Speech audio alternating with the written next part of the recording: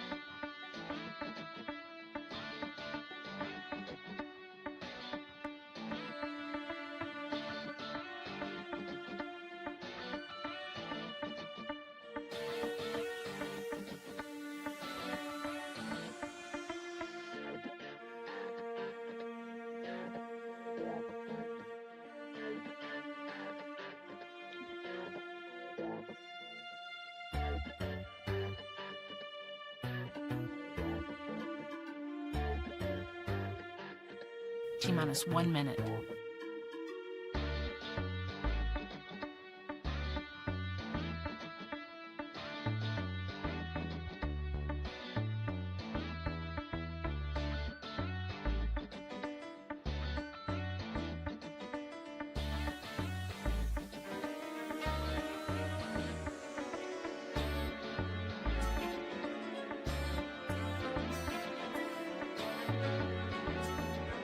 T-minus 30 seconds.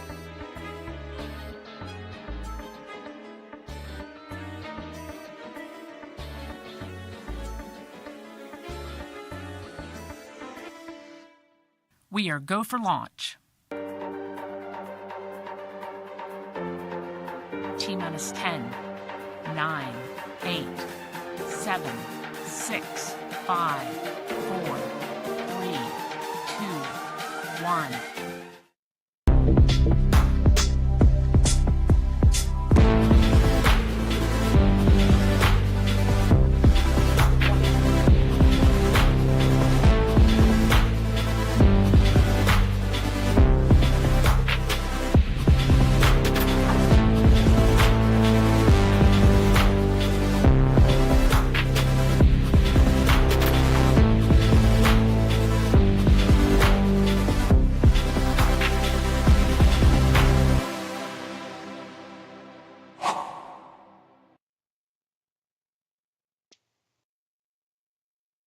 Hello and welcome to NASA's Kennedy Space Center in Florida for Safety and Health Days. This series is presented by the Safety and Mission Assurance Directorate here at Kennedy, and today we are coming to the end of our March Speaker Series. I'm your host, Jasmine Hopkins with NASA Communications. Although today is the end, we will remember safety throughout the year with the theme 2022, Safety Starts With You, a reminder that safety is everyone's responsibility. Today, I am thrilled to introduce you to our speaker, Penny Zenker. She'll be talking to us about how to stop the tug of war with time and apply the 80-20 rule to our everyday lives. That being said, I'm going to go over a few housekeeping items before we get into today's presentation. We are coming to you live through the YouTube live stream, and we welcome you to join the conversation online using YouTube's chat feature. If you're on the desktop, that will be located on the right-hand side of your screen, and if you're on your mobile device, it should be located underneath the video. You can also send us your questions directly using the email ksc-ilovesafety@mail.nasa.gov, and we'll answer your questions at the end of today's presentation if time permits. We are also providing closed captioning for today's event at the bottom of your screen through the Microsoft Teams feature. And today's recording will be available in about a week for on-demand playback. With that being said, I'm getting ready to turn things over to Penny Zenker. So you've probably heard of the 80-20 rule, but are you living it in your everyday life? Penny Zenker will show you how to integrate this rule into your life to not only create greater focus, but also create a more meaningful and fulfillment in your life. Learn the tips and tricks of how to be a focusologist and think, act, and be more strategic with your practical tips, tricks, and actionable takeaways. With that being said, I'm going to turn things over to you, Penny.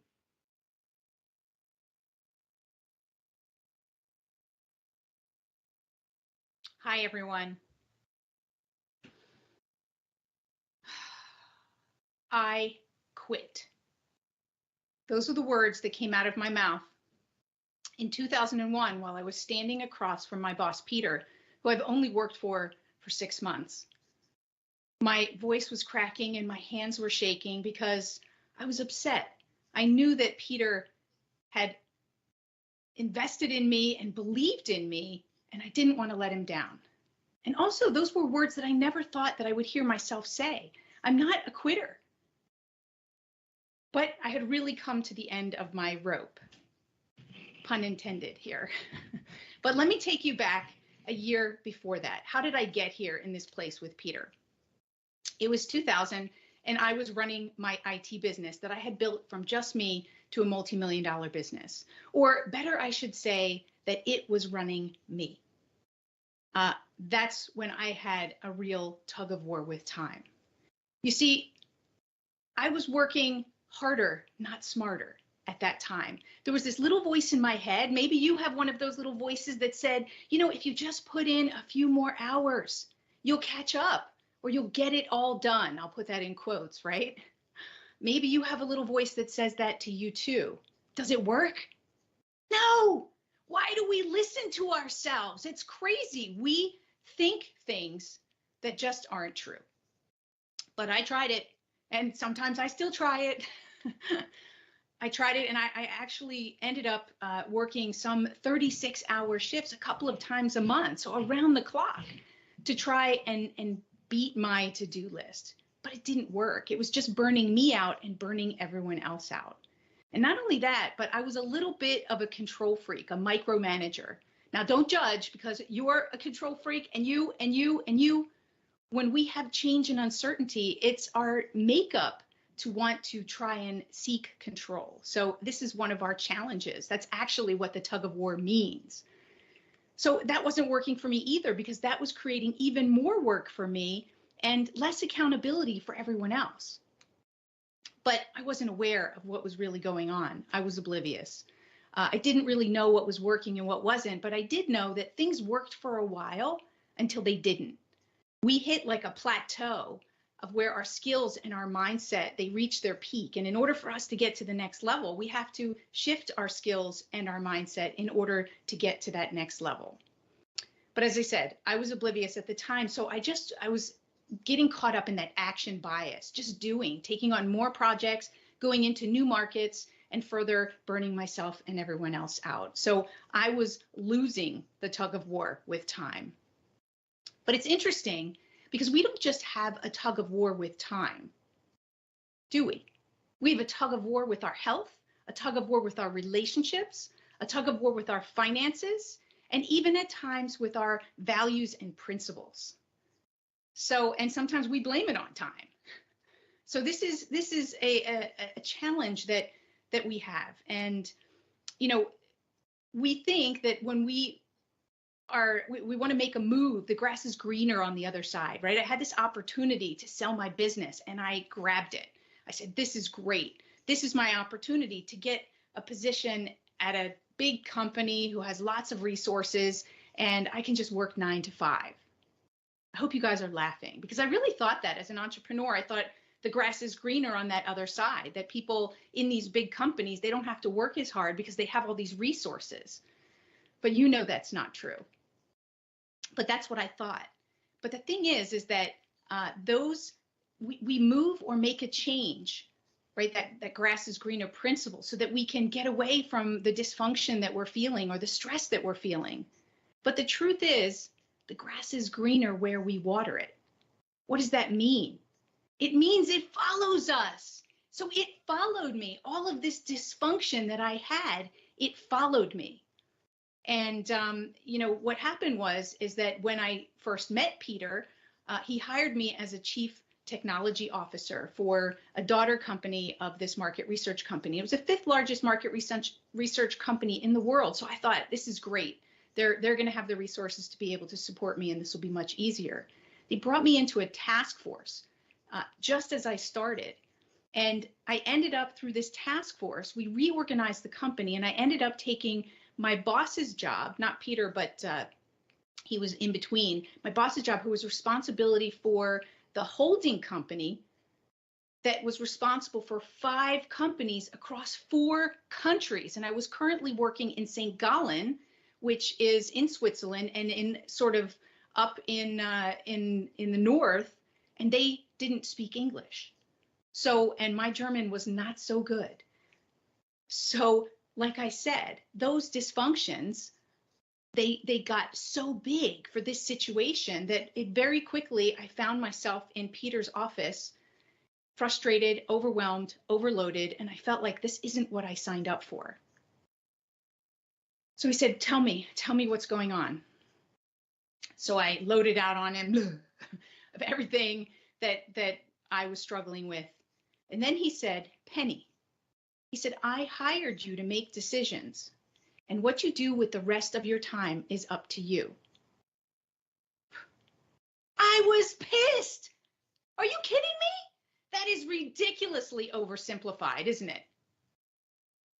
And sometimes we get coaching and counseling and advice at a time when we're really not able to hear it because we're caught in our head or stuck in our situation.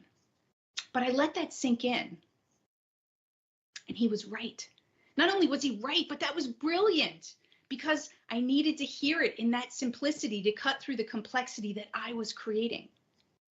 What he was telling me was that in my role, the decisions made up the 20% that were going to get me 80% of the impact for that role.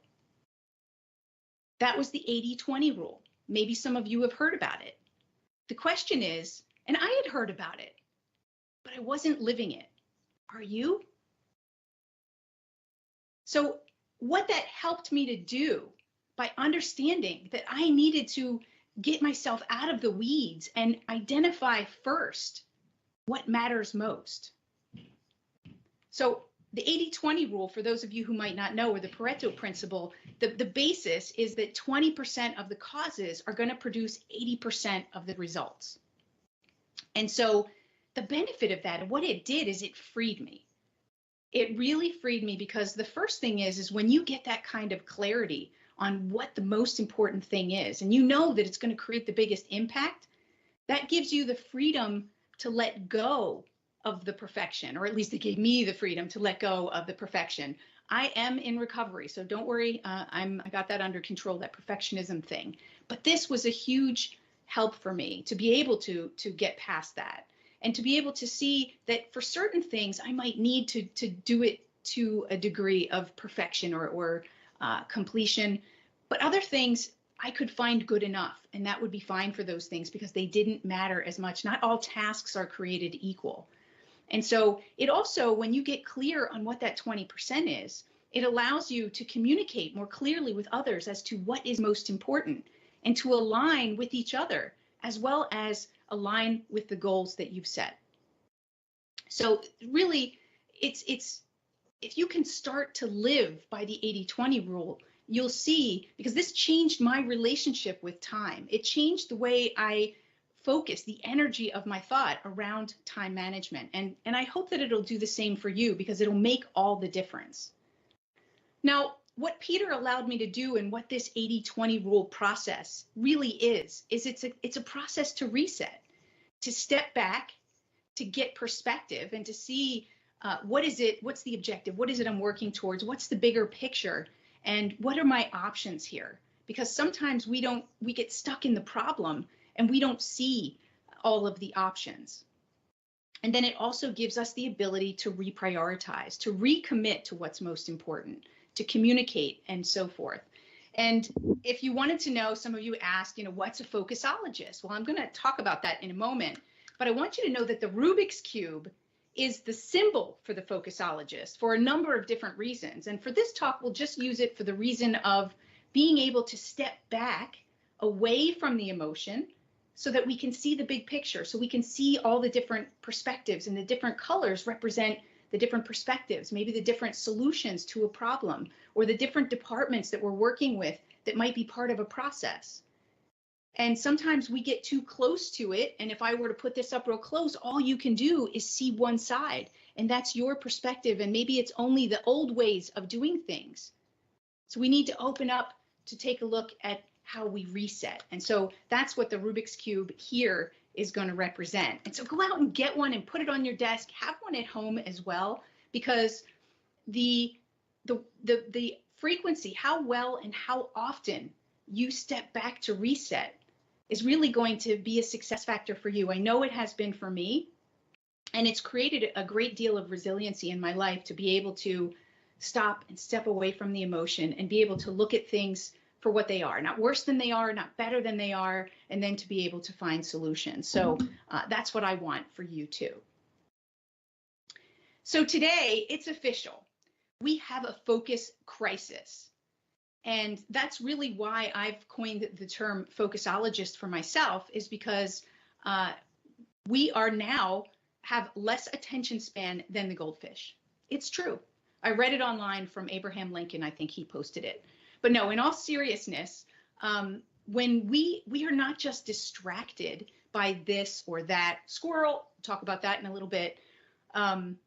We are in a state of distraction. It's pervasive.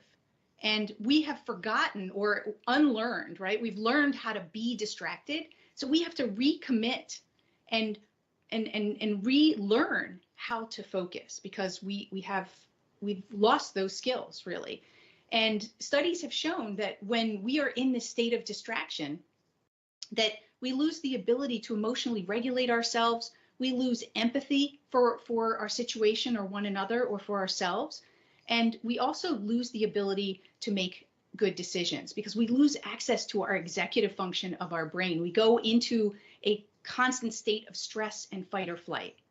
So it's no wonder that Bill Gates and Warren Buffett said that busy is the new stupid. Makes sense. So that's why I created this word, the focusologist, because I want us to have a heightened awareness about this crisis and commit ourselves to practicing and choosing focus every day. I did a TEDx in a couple of years ago in 2017, and I highly recommend that you go check it out to reinforce some of the things we're talking about today. But it comes from, it's all connected. I talked about the energy of thought, and where the energy of thought and focus come together is in the official definition, which is a focusologist is someone who practices and studies the art of controlling and directing the energy of your thoughts, your feelings, and your actions in order to produce a positive, meaningful result. The key words there are control and direct. And that's what we are get carried away, is that we're not in control anymore. So we get exhausted by trying to control the things that we can't. And then we leave ourselves sort of in learned helplessness where we're not controlling the things that we can. So in essence, I want to introduce you to the most important relationship that you have. What do you think that is? Some people might say it's family. Some people might say it's health. Some people might say that it's God or faith, right? But I'm going to tell you that the most important relationship is this energy of thought. It is this relationship, the relationship between our thoughts, our feelings, and our actions, that determine how you show up. This determines how productive you are, not what you're doing, but how you show up for what you're doing, which is also an important part of productivity, but also of safety in that context. And we're going to talk around that as well. So there's a little bit of a chicken and egg around this relationship. Some people think, well, if you change your actions, then everything will change with it. But we've all done, some sort of a New Year's resolution, and we found probably that it doesn't stick. So that means that we haven't aligned it with our feelings and our actions. And some people say, no, it's our feelings that come first. And well, we think that it's our feelings because it's something we can name. We can say, I'm sad, I'm lonely, I'm frustrated, I'm anxious. We can name those feelings, so it makes it feel like that comes first.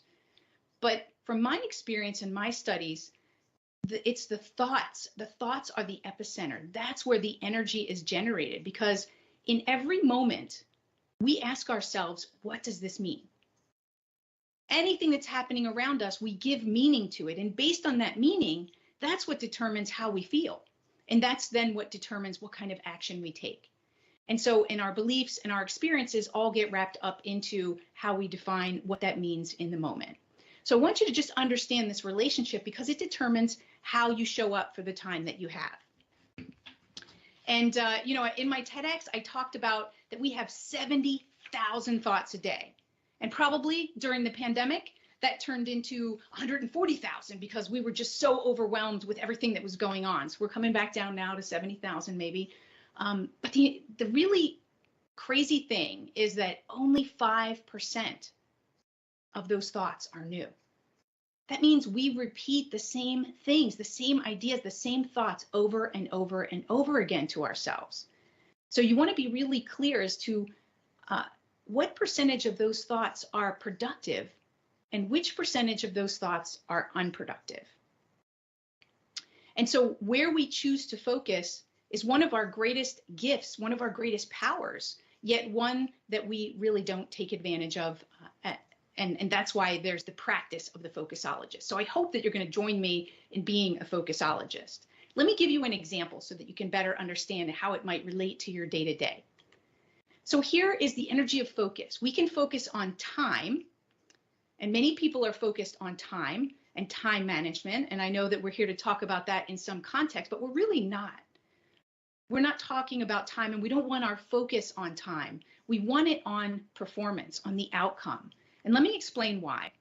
Is that when we focus on time, we're focused on something we can't control. So that creates scarcity, that creates urgency and short-term thinking, right? In comparison to when we're thinking about performance, we're taking the actions and setting priorities and being creative and being proactive versus reactive. We're focused on the result and we're solution-oriented. And as opposed to just looking for little incremental optimizations, which there's nothing wrong with that.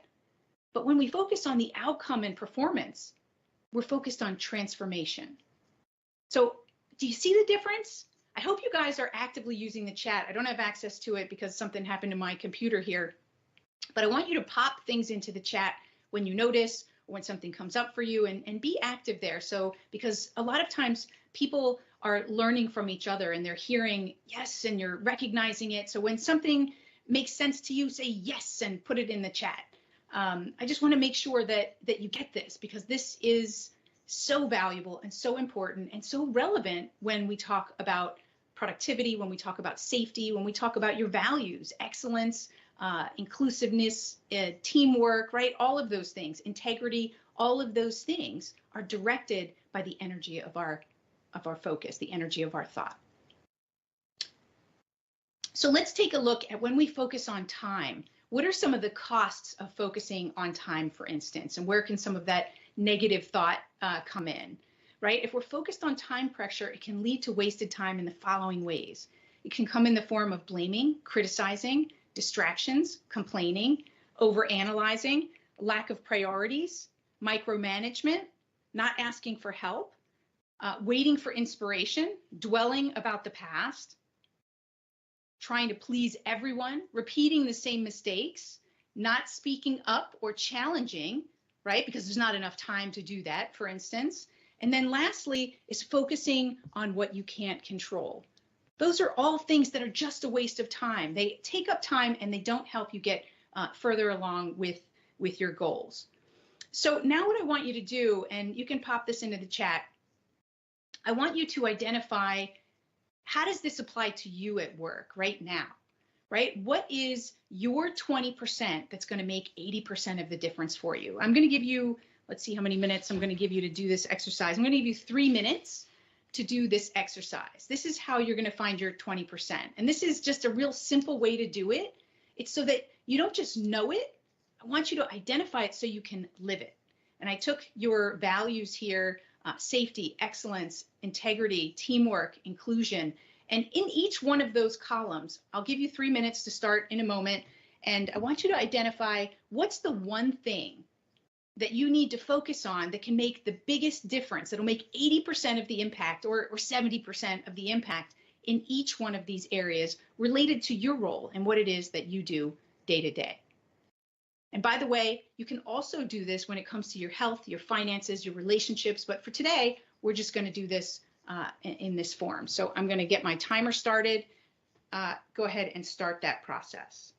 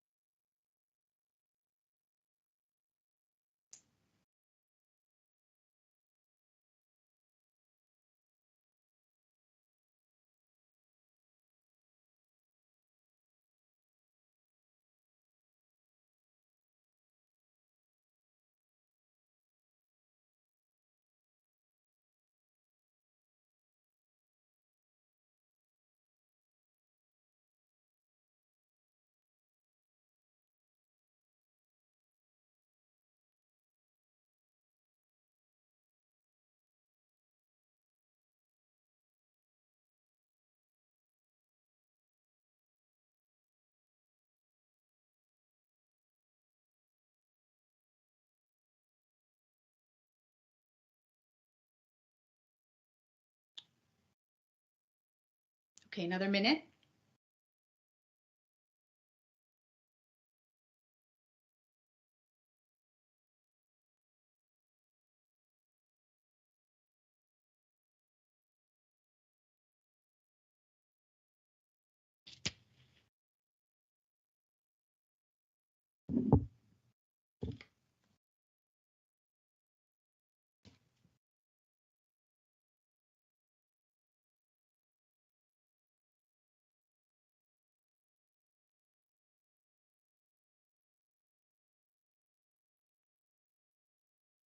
Okay, 30 seconds. Talk about time pressure, right? Oh my goodness.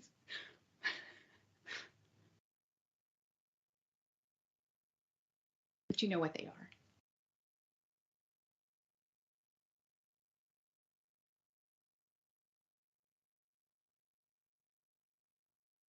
Okay, and stop.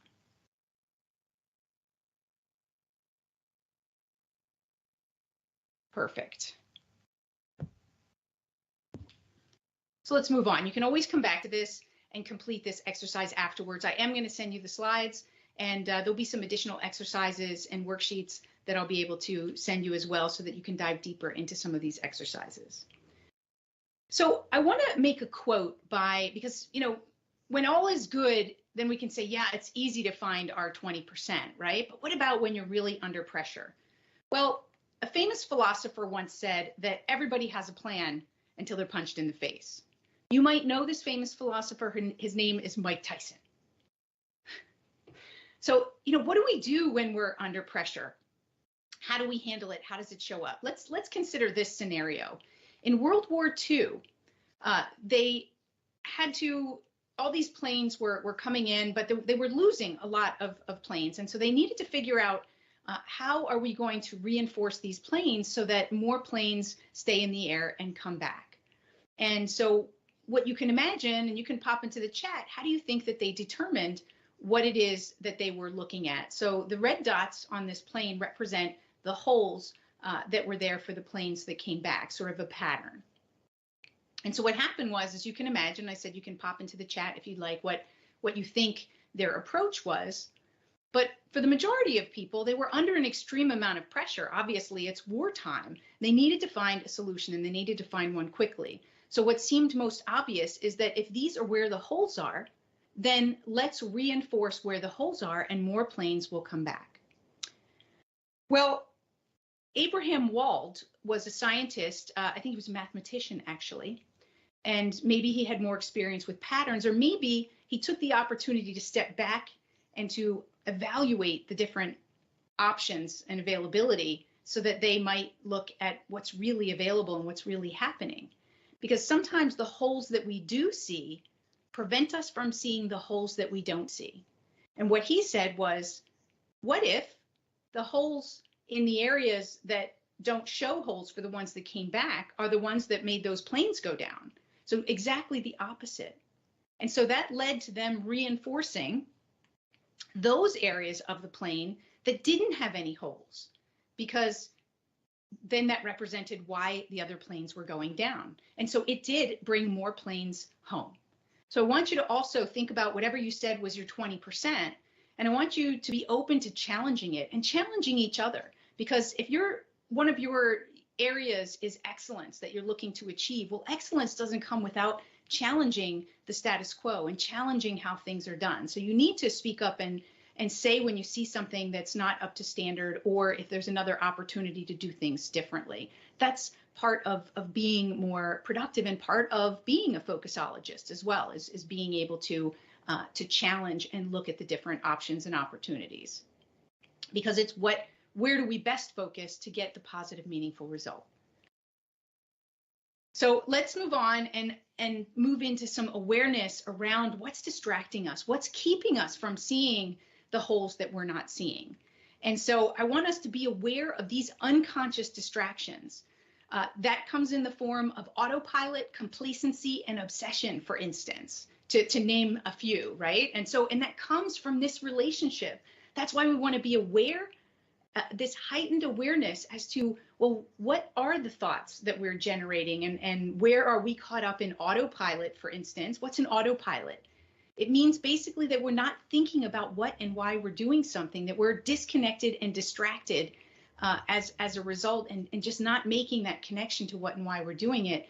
And really, it's also where we waste time on less important items.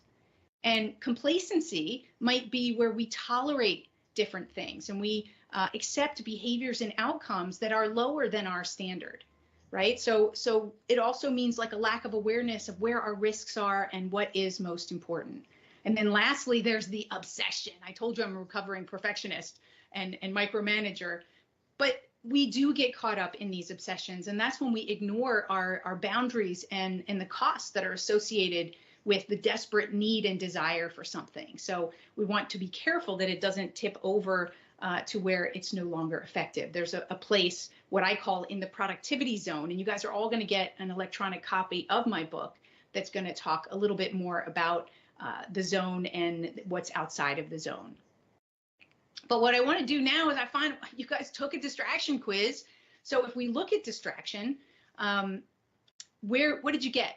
Pop it into the chat. I did get it up on my phone here. So pop it into the chat what you got. And I did take a look this morning, and I saw that we had a little bit of everything in our midst. So let's just see what you got. Pop it into the chat so people can see. Go ahead and pop that in so that people can see. So we had a couple of times zombies, we had squirrels, and we even had some wizards. And wherever you were, it doesn't matter. The key point is that you create some heightened awareness for yourself as to where you are right now, what it is specifically that's distracting you, because as you get more specific, that's when you can own it. That's when you can make it conscious, right? Because a lot of that, I said they were unconscious distractions. So we have to make the unconscious conscious. And when we do that, we can really, truly own our choices at a higher level. So that's all. It's just a fun way for you to see as to what kind of things are distracting you. And what I really want you to take a look at is we talked about the different emotional and mental distractions. And we also have environmental distractions and physical distractions. So note which ones are the biggest ones for you. So let's do another little workshop here. And let's see how we can own not just our actions, but also our distractions. If you pick the one most important, biggest distraction, the biggest time waster, the biggest stressor that you have in your life, what would that be? What's it costing you? Because we can't just identify that I'll be 10%, 20% more productive if I reduce or eliminate this distraction, or eliminate a safety risk or a safety hazard, right? That might be through being an autopilot, for instance, and not paying attention to what you're doing. But what's it costing you? Is it costing you lives?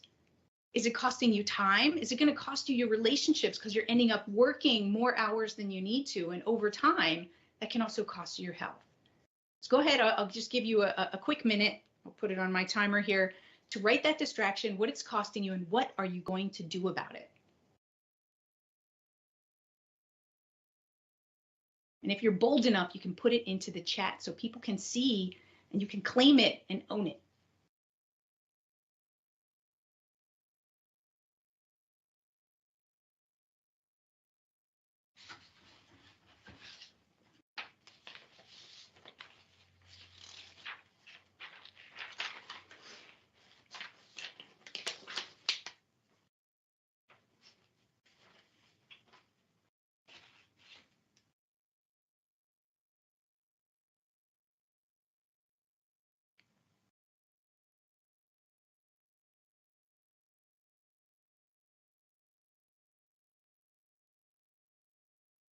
Okay, take all the time you need and finish up in the next 30 seconds.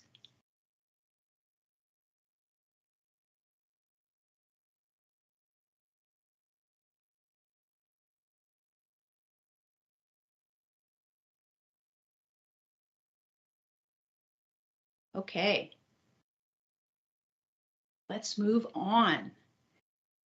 Here's a distraction, context switching. This has actually been a big deal for me lately. So you see some of the average computer uses that we check 40 different websites, we're switching programs 36 times an hour, and we change tasks more than, what does that say? More than once every 2 minutes. That's crazy. But I felt the reality of that in the last couple of weeks. We've got a lot going on right now. And maybe you guys can relate. I'm getting married, so that's fun, and I'm planning a wedding. I also have an 85-year-old mother, and she's having some challenges, so I'm on the phone with her every day. My son is graduating from high school, just got into college, so we've got a lot of new things to prepare for that. And both my children are having a little bit of some minor health issues that we're having to get sorted out. And then I have my work, and traveling is starting to pick up, and so on and so forth, right? And you guys know what that is. You're juggling a lot of different things. But what I realized is it's not the overload aspect of it, that there's too much. For me, what I'm realizing is that it's the context switching that's really taking away from my ability to get things done, and it's taking much, much longer to get things done. They say that it affects our productivity by 40%, and I believe that. And it was like this aha that I had because I was switching from this thing to that thing. And then it was hard for me to really get back into the deep work that I was doing. So you might not have put that down as one of your items, but I wanted to bring it into your awareness. And I actually want to do a little exercise with you because sometimes it's not enough to know it up here. What we need to do is feel it in here. So I want you to get out a piece of paper and I want you to write down 3 lines across the paper. It'll give you 4 sections of the paper. And I'm just going to get my timer out here because I'm going to set up a timer to time this. So don't do anything yet. I'm going to explain the exercise. This is an exercise that Dave Crenshaw had put together from his book about this task switching and context switching, because we're really not multitasking in most cases. We're context switching. And so we want to see how this works. So on your paper, you're going to, I'm going to count out every 5 seconds up to 30 seconds. That's about how long it should take you to do this. And you're going to write across the first, switch tasking is a thief. And you're going to write each individual letter at the top. And then you're going to write each number that corresponds in the next column. So you're going to do them one at a time, right? So not, so I'm going to start to count. And you're just going to take note of how long it took you when you finished, approximately when it was. So I'm going to start to count and I'll say 5, 10, so forth, and you'll identify when you finished. Okay, so you can start now.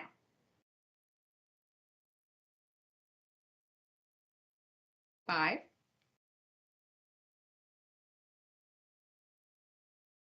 10, 15, 20,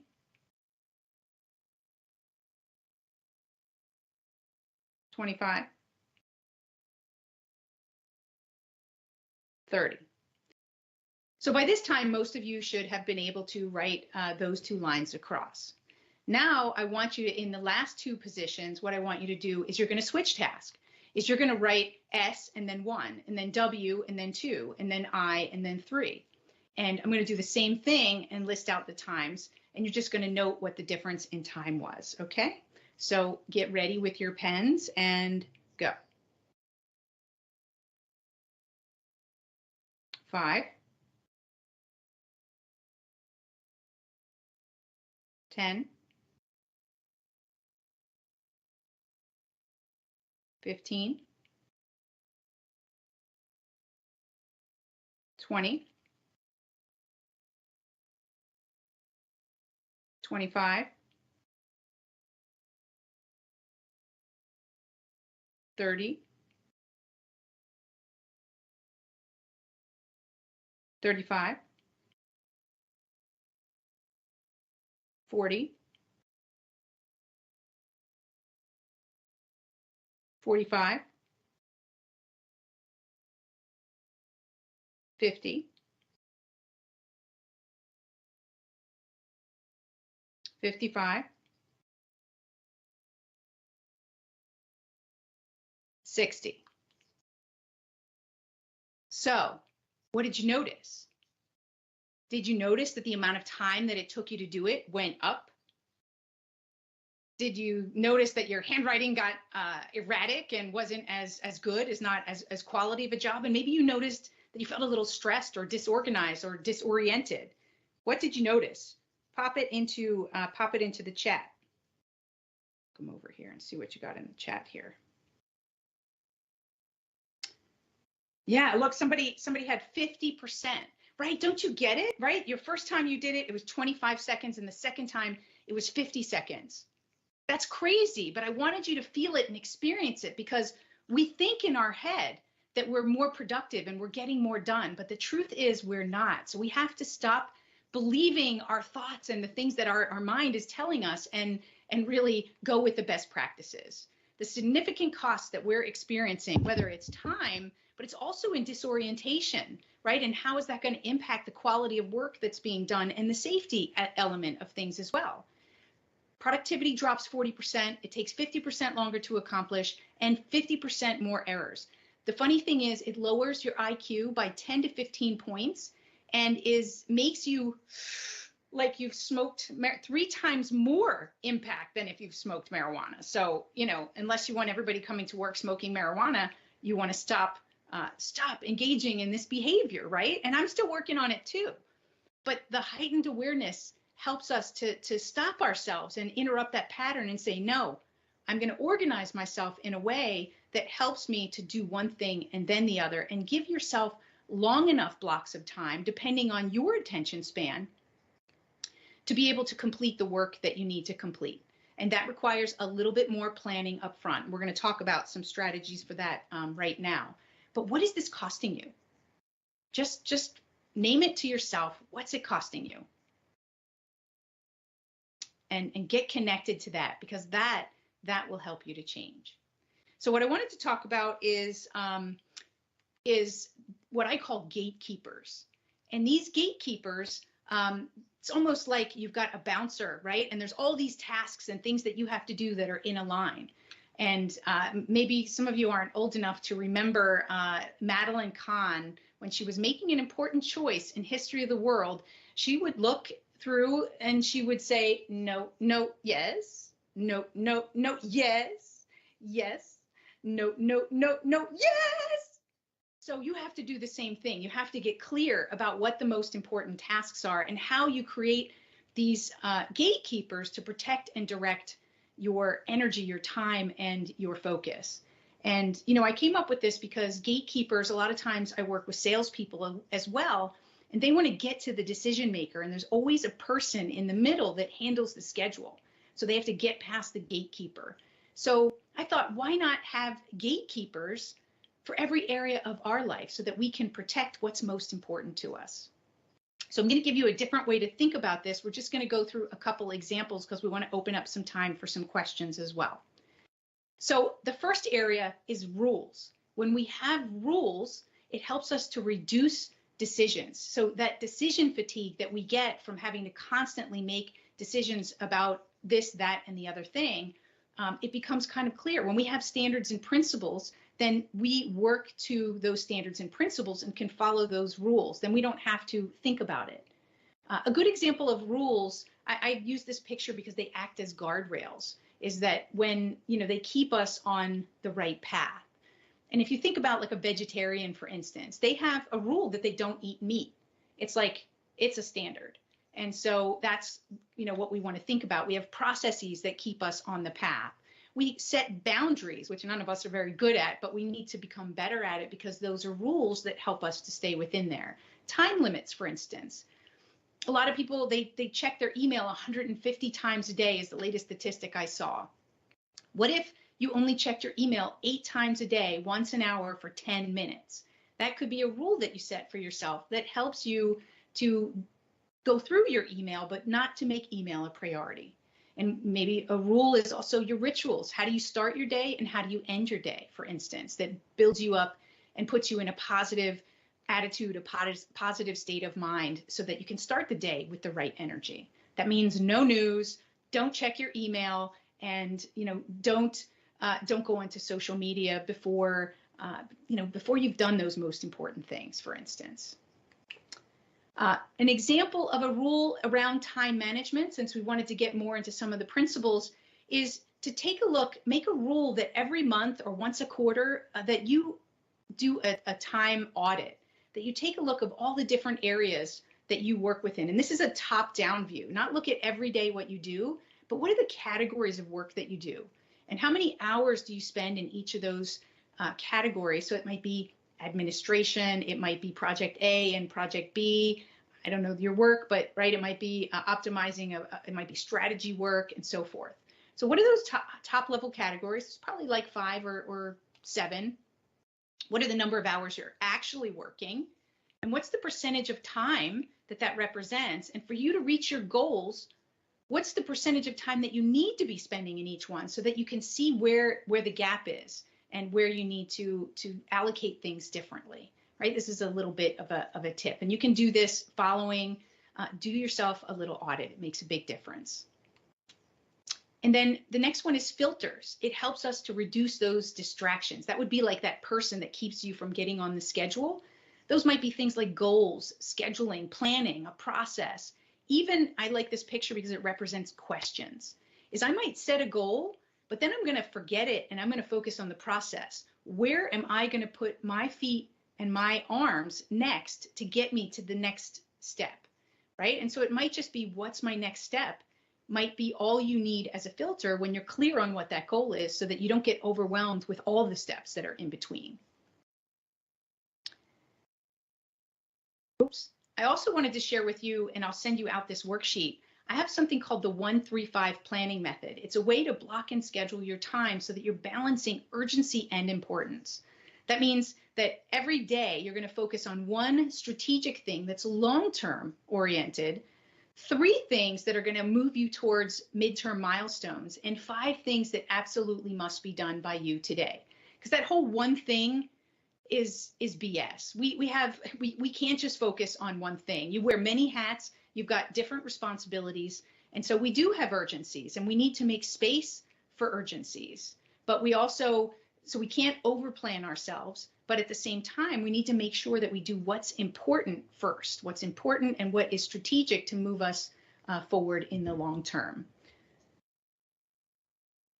So let's take a look at the last one. There is environment.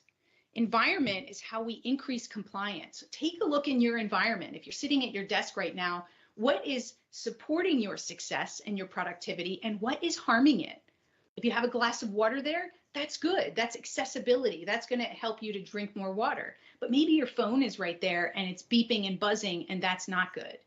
Where do we have reminders in our environment that support us? What's going on in your clutter? Do you keep too many windows open on your computer? Maybe that's something that you need to shut down every night so that when you wake up in the morning and you come to work, that you're not like already overwhelmed with all the windows that are open. Checklists, warnings, equipment, those are all things in our environment.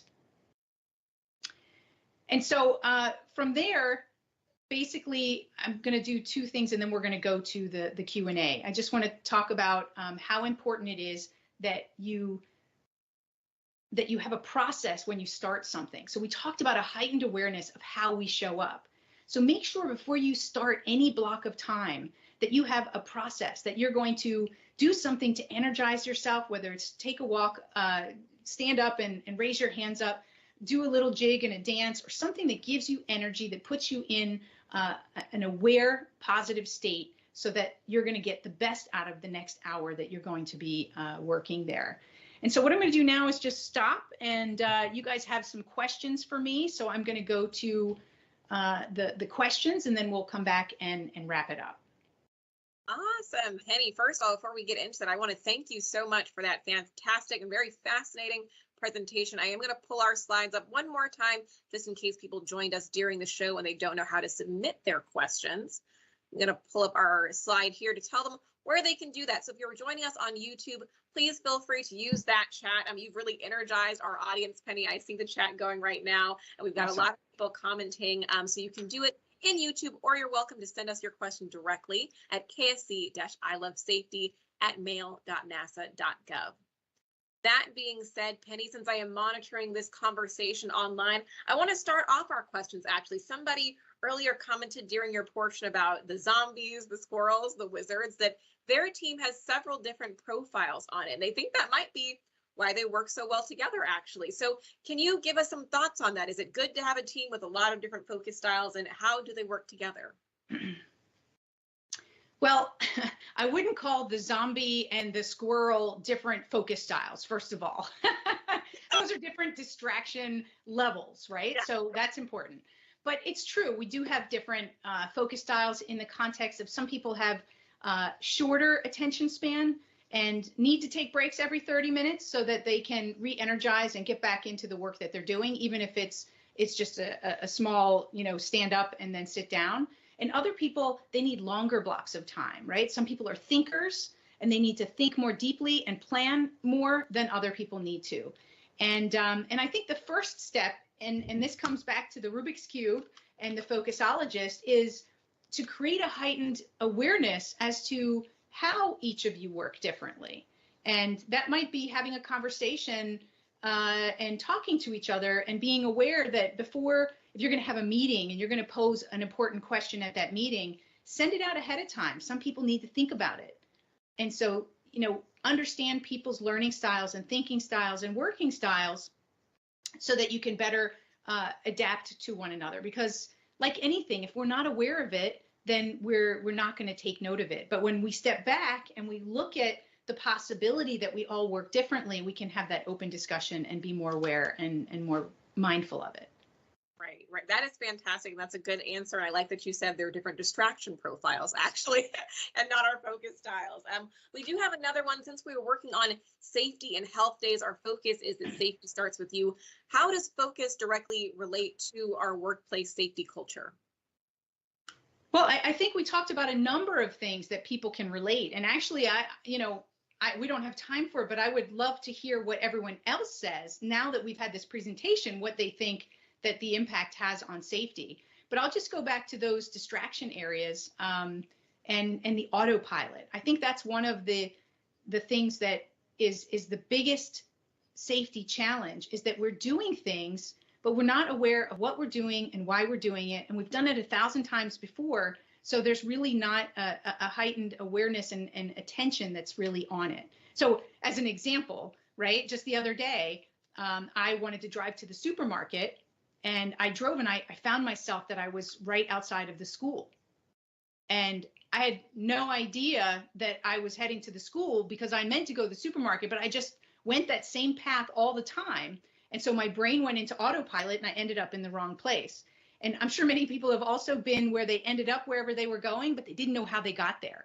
They, wondered what just happened to these last 15 minutes. And thank God nothing happened and you didn't get in an accident. So I think it's that autopilot that we need to be have some heightened awareness. And I would come back to that point that I made about having a process to start each block of time, centering yourself, getting present and transitioning between one activity to another.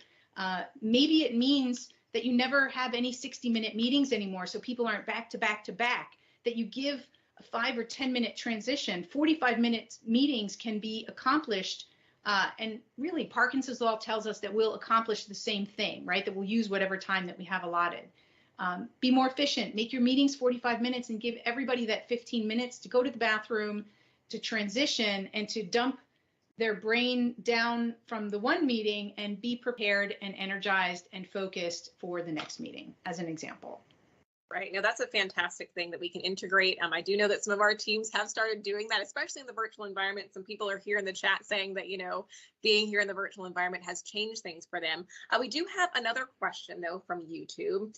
In the digital office, like Microsoft Teams, how do I balance working on tasks and answering direct messages from coworkers? Sometimes, if I don't answer immediately, it seems like I'm disregarding them. Right. So I would say that we're all in that same challenge, and there's multiple. Maybe you have multiple chats. I know other companies that have multiple chats. Like there's Teams, there's email, there's Slack, there's and different things are coming at different levels. So what I encourage is to communicate. We don't ask enough questions of each other and communicate as much about. Again, this also comes down to. It could be something that you have in your email that underneath it says what your response times are. Agree as a team that we don't expect you to respond right away, and that maybe you have like something like one channel that identifies urgency. So if it's urgent, you use this channel. Maybe you text me if it's urgent.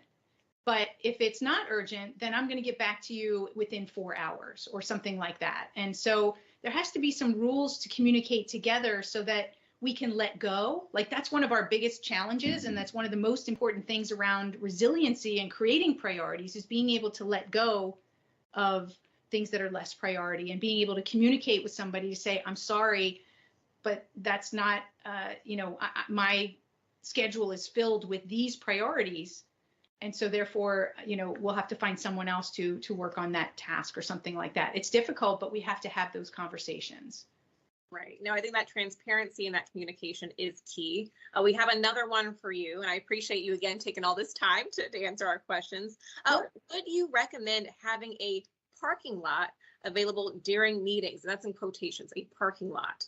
I'm going to give them a moment to maybe explain if you don't understand. I do understand. Absolutely. Okay, fantastic.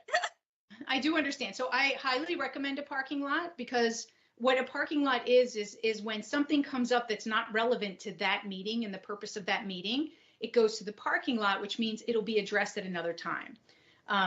Ways to also make sure is, have an agenda. And I know that seems like crazy, but there are still people having meetings that don't send out an agenda, that aren't clear on what the purpose of the meeting is, and invite too many people, where some people could just get an email with a summary of what's in that meeting, that they don't really need to be at the meeting.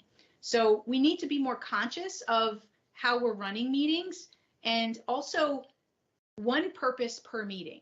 So for sometimes we try to put in like status update together with a brainstorming together with, right? And make those separate meetings. Better to have shorter meetings, like Scrum, the Agile method, they have these quick 15-minute meetings where they go around and they talk about what the obstacle is and what they're focused on, and that's it. Each person gets like a minute to say what they need to say, and then it moves on, and then they adjourn. That's not a meeting to talk about the problem. It's a meeting just to identify the status. So, that's what I would suggest around meetings is a couple of little tweaks can go a long way. Fantastic. That was a great answer. And I'm glad that you explained parking lot, because that was a term that I wasn't aware of. So fantastic. I am looking at our chat as well. I don't see any others coming in. So if that wraps up our Q&A portion, I'm going to turn things back over to you, Penny, for some closing remarks. Awesome. Well, I just want to share a little story here. So there's some safety concerns here too, right? Now, so I wanted to just tell you this quick story and how it relates. So my friend Lisa and I were in a group, and this group decided that we were going to go we were going to go on this skydiving trip. And despite the fact that there was a contract that was like this long, that stated in so many different ways that it didn't matter whether they packed your pack on incorrectly, on purpose, nothing, there was no responsibility. And at first I was like, wow, I'm not going to sign that. But then everybody's like, well, you're not going to go. So I was like, okay, I want to do it. So we have to be aware of what risks we're taking on. Now, my focus was, I got this guy on my back. So I feel a little bit more confident about taking that risk. And so Lisa and I are in the back of the group, and we figure this is great. We'll be the last to go. And as everybody loads onto the plane, all the seats are taken. And so we're like, where are we supposed to sit? And they're like, oh, you sit up front here, which we didn't know. That meant we went first. So luckily, Lisa was sitting by the door, and the door whipped open, and the wind came out and blew her hair and her cheeks and everything, and her face went white, and she was like, I'm not going. She freaked out. And this guy behind her who's attached to her starts nudging her to the door. It's not the first time that somebody's probably decided they were going to bail out, but he was not having that. So she's like grabbing her way everywhere that she could to stop. Knuckles are all white and everything. And she screams the F word as she falls out of the plane. And I'm watching this, and I'm like, I don't want to have that experience. And again, coming back to the energy of thought, I know, because I practice this, that I want to have a different experience. I want to control my experience. And I know that when we smile, that we have hormones that will go to our brain, that we can't be sort of happy and smiling and scared at the same time. And yes, I was scared, but I could focus on plummeting to my death, or I could focus on this guy who's done this 1,000 times before.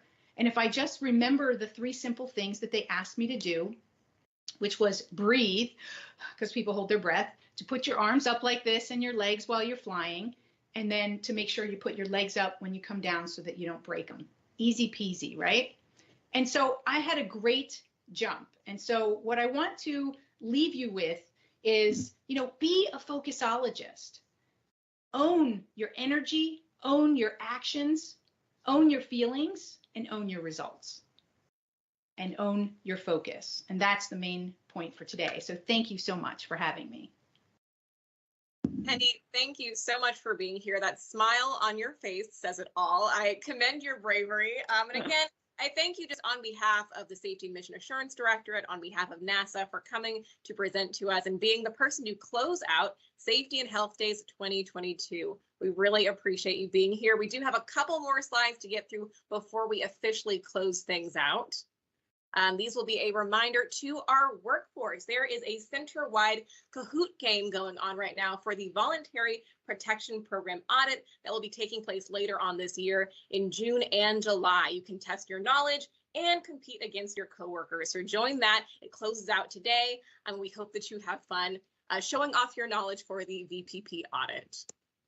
One last item that we have, and we'll click forward, is a partnership with the NASA Exchange. This, again, is courtesy of the Safety and Mission Assurance Directorate. We have partnered with the NASA Exchange, and to enter the drawing to win a discount code for the mynasastore.com, courtesy of the NASA Exchange, you can email the word distraction. We learned a lot about distractions today. So you can email that word to ksc-ilovesafety@mail.nasa.gov.